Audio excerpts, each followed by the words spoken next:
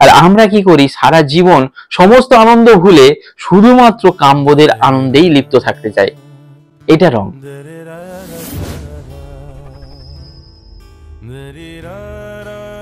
হঠাৎ করে মাথাটা ঘুরে যাচ্ছে, হঠাৎ করে বুকের বাম পাশটা যন্ত্রণা হচ্ছে, কখনো প্রেসার হাই কখনো প্রেসার লো। মানে প্রকৃতি আপনাকে ইন্ডিকেশন দিচ্ছে আপনার চলাফেরাটা সঠিক হচ্ছে না। আপনার চলাফেরাটা যদি সঠিক না হয়, প্রকৃতি বেশি দিন আপনাকে কিন্তু ইন্ডিকেশন দেবে না। প্রকৃতি বারবার বলছে তোমার খানপান ঠিক হচ্ছে না, তোমার জীবনযাপন ঠিক হচ্ছে না, তোমার ঘুম ঠিক হচ্ছে না, তোমার সময়সীমা নির্ধারিত নয়, তোমার জীবনশৈলীর মধ্যে পরিবর্তনের দরকার। তাই শরীরের বিভিন্ন অঙ্গে সে ইন্ডিকেশন দিচ্ছে। তাকে যদি বুঝে নিজেকে চেঞ্জ না করতে পারেন, তাহলে প্রকৃতি বেশি দিন আপনাকে তার সঙ্গে রাখবে না, সে আপনাকে পৃথিবী থেকে সরিয়ে দেবে। তার জন্য আমাদের খানপান, আমাদের যৌন জীবন কেমন হওয়া উচিত, আমরা কি আদৌ এক্সারসাইজ করবার দরকার আছে, কি সকালে ওঠার দরকার আছে, কি আমাদের যৌন জীবন কেমন হওয়া উচিত, সেগুলো এই প্রকৃতি আপনাকে তার শিক্ষা দ্বারা বুঝিয়ে দিতে চায়। আমরা হলাম প্রকৃতির ব্যবহৃত প্রোডাক্ট। হ্যাঁ, আমরা মানুষ হতে পারি, কিন্তু এই প্রকৃতির কাছে আমরা তার ব্যবহারের জন্য একটা প্রোডাক্ট। প্রকৃতি তার সৃষ্টির জন্য, তার গতিশীলতার জন্য, তার ক্রমবর্ধমান এগিয়ে চলার জন্য আমাদেরকে ব্যবহার করছে। প্রকৃতি তার এই সৃষ্টিকে চালানোর জন্য আমাদের মধ্যে একটা অনুভূতি দিয়ে দিয়েছে। সেই অনুভূতিটা কোনো একটা ঘর্ষণ, কোনো একটা রূপ, কোনো একটা শরীর। সেই ভালো লাগাটা আপনার কোথা থেকে এলো? 10 বছর 11 বছর বা তার থেকে নিচের বয়সে তো এই ভালো লাগা ছিল না। যে ঘর্ষণের জন্য, যে অনুভূতির জন্য আমরা এত পরিশ্রম করছি, সেই পরিশ্রমের মূলে রয়েছে কি? কোনো একটা শরীরকে পাওয়া। হ্যাঁ, এটা অপ্রিয় সত্য কথা, এটা অপ্রিয় একটা কঠিন কথা যে আমরা সবাই সেই কামবোধকে পেতে চাই। কিন্তু এটা কোথা থেকে এলো? আপনি আমি আবিষ্কার করিনি। এটা এলো আমাদেরকে এই প্রকৃতি আমাদের এই ভালো লাগার সঙ্গে কিছু ফিজিক্যাল এবং কিছু সাইকোলজিক্যাল প্রোডাক্ট দিয়ে দিয়েছে, অনুভূতি দিয়েছে, এবং তার সঙ্গে কিছু ফিজিক্যাল রসদ দিয়ে দিয়েছে, কেমিক্যাল দিয়ে দিয়েছে, যেটাকে আপনি নিজে চাইলে অস্বীকার করতে পারবেন না। সেই ছোঁয়া, সেই ঘর্ষণ, সেই অনুভূতি আমাদের মধ্যে প্রকৃতি দিয়ে দিয়েছে, যার জন্য আমরা কাজ করি। না হলে এই পৃথিবীতে কোনো মানুষ প্রকৃতির জন্য বা এই প্রগতিকে এগিয়ে নিয়ে যাবার জন্য কেউ কোনো কাজ করতাম না। আমরা কেউই নতুন প্রজাতিকে, নতুন প্রজন্মকে জন্ম দেওয়ার জন্য, আমরা তাদেরকে প্রতিপালন করবার জন্য কোনো অ্যাক্টিভিটি করতাম না।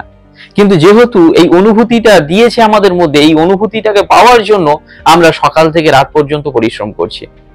আর প্রকৃতি চুপচাপ আমাদেরকে এইভাবে ব্যবহার করে যাচ্ছে যাতে তার প্রগতি, তার গতিশীলতা বজায় থাকে। তাই আমাদের ভিতরে যে কামবোধ রয়েছে, আমাদের ভিতরে যে অনুভূতি রয়েছে, সেটা আমার বা আপনার সৃষ্টি নয়, তার নিয়মে চলতে হবে। কিন্তু সেই নিয়মটার মধ্যেও আবার নিয়ম রয়েছে, আপনাকে তার পদ্ধতি বলে দেওয়া হচ্ছে। প্রকৃতি তার সুপ্ত বুদ্ধিমত্তায় আমাদেরকে পরিচালনা করছে, আমরা ঠিক বুঝে উঠতে পারছি না। কিন্তু আমরা এই বুঝে না ওঠার জন্য অনেক এই ধরনের ভুল কাজ করতে থাকি। কিভাবে আমাদের যৌন জীবনকে পালন করতে হবে, কোনটা অকৃত্রিম আছে, কোনটা কৃত্রিম রয়েছে, কোনটা স্বাভাবিক রয়েছে, কোনটা অস্বাভাবিক রয়েছে, প্রকৃতি তার সুপ্ত বুদ্ধিমত্তায় আমাদেরকে বুঝিয়েও দেয়। কি করে বুঝতে পারবো? এই প্রকৃতিতে যে অবলা জন্তুগুলো রয়েছে, যে প্রাণীগুলো রয়েছে, যে পশু পাখি রয়েছে, তাদেরকে দিয়ে দেখিয়ে দিচ্ছে আমাদের কেমন জীবনযাপন হওয়া উচিত। আমরা বুঝতে পারি না। কিভাবে বুঝিয়ে দেয়? পশু পাখিকে দেখুন, এরা জীবনের প্রয়োজনে কামবোধে লিপ্ত হয়। কুকুর, বিড়াল দেখবেন এরা সিজনাল, এরা নির্দিষ্ট সময়ে তারা তাদের কামক্রিয়াকে উপলব্ধি করে, উপভোগ করে। তাদের সৃষ্টির প্রয়োজন মিটে গেলে তারা কিন্তু বাকি সময় জীবনের আনন্দে মেতে ওঠে। আর আমরা কি করি, সারা জীবন সমস্ত আনন্দ ভুলে শুধুমাত্র কামবোধের আনন্দেই লিপ্ত থাকতে চাই। এটা রং। প্রকৃতির থেকে শিখতে হবে, পশু পাখির থেকে শিখতে হবে। পাখি, দুটো পাখি একসঙ্গে হয়, কোনো একটা সিজনে তারা বাচ্চা জন্ম দেয়, বাসা বাঁধে, আবার জীবনের আনন্দে তারা মেতে ওঠে। আমরা কি করি, শুধু ওইটাকে পাওয়ার জন্য সারা জীবনটাকে নষ্ট করে দিচ্ছি। এটা অকৃত্রিম। 12 মাসে 13 বার, তার থেকে আর একবার। যদি 12 মাসে 13 বার এটা হয়, এটা প্রাকৃতিক।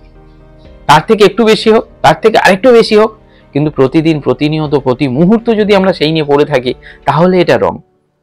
শরীর চর্চা করবার দরকার আছে কিনা পশু পাখিদের দিয়ে আপনি লক্ষ্য করলে বুঝতে পারবেন।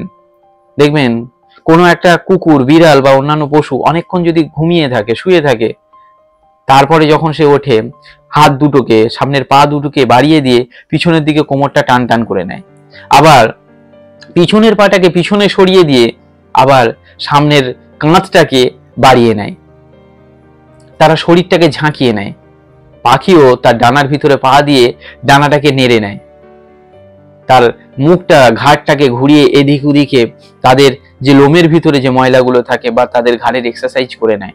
অর্থাৎ প্রকৃতি বলছে, পশু পাখিরা যেমন ভাবে তাদের এক্সারসাইজ করছে, তোমারও প্রয়োজন তুমি তোমার শরীরকে এক্সারসাইজ বা ব্যায়ামের মাধ্যমে সবসময় সুস্থ রাখো। আর চিকিৎসার জন্য পশু পাখি কি করে, তাদের যদি কোনো রোগ হয়, দেখবেন কুকুর বিড়াল যদি কখনো শরীর খারাপ হয়, বমি করছে বা অন্য কিছু হচ্ছে, দেখবেন ঘাস পাতা এগুলো চিবিয়ে খায়। আমরা কি করি, কেমিক্যাল খাচ্ছি, আমরা কি করছি, আর্টিফিশিয়াল ওষুধ খাচ্ছি। যদিও আমি মেডিসিনের বিরুদ্ধে নয়, মডার্ন মেডিসিনের বিরুদ্ধে নয়, তবুও বলবো প্রাকৃতিক নিয়মে যেটা হয়ে যাবার উপায় আছে সেটাকে অপ্রাকৃতিক করব না। তো সবশেষে একটাই কথা বলতে চাই, প্রকৃতির প্রোডাক্ট আমরা, প্রকৃতির নিয়মকে যদি ফলো করি তাহলে হয়তো আমরা অনেক বেশি সুস্থ থাকবো। তো আশা করি আপনারা আমার কথা বুঝতে পেরেছেন। যদি ভিডিওটি সঠিক মনে হয় তাহলে আমার জন্য কিচ্ছু করতে হবে না, এই ভিডিওটিকে আপনার লাইফে কাজে লাগান। ধন্যবাদ।